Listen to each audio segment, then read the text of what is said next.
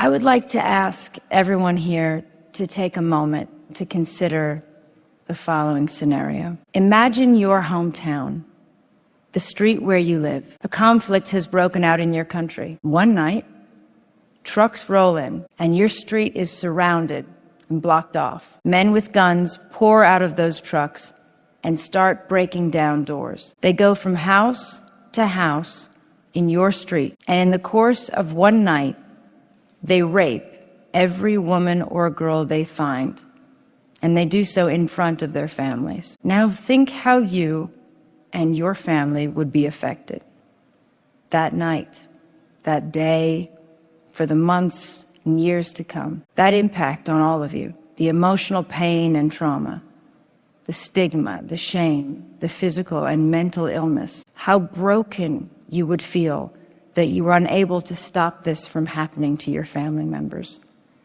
and how bitter you would feel at being told months or years later that you have to move on and forget because there is now a peace agreement and justice for your families is less important. This is the reality for millions of families today. It is happening today, day in, day out, and more often than not, we know about it. It's on our television screens and our newspapers. Why then does nothing really change? And this brings me to my third myth, which is that even if we accept that sexual violence has nothing to do with sex and understand that it is a crime, that it is used as a weapon, with many people, they will still believe that it's just simply not possible. That's how it goes.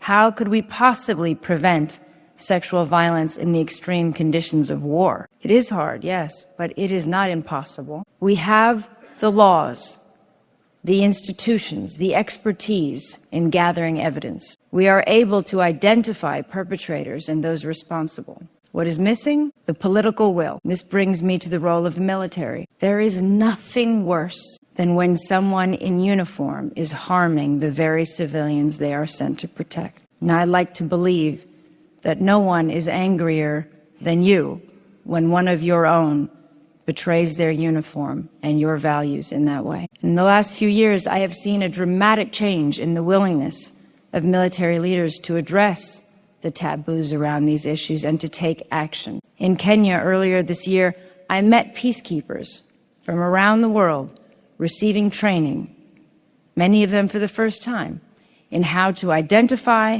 and respond to sexual violence and to interact appropriately with survivors on UN peacekeeping missions. Canada, the UK, and Bangladesh have announced today the Senior Military Chiefs Network, promising to work with other senior military officers to increase the number of women in their militaries, to change training to include gender and women, peace and security, to deploy more women in operational roles, and to appoint full-time gender advisors. And many of the countries represented at this conference have also made new and very important pledges. So I thank them, and I thank you for these commitments. I hope they will be just the beginning.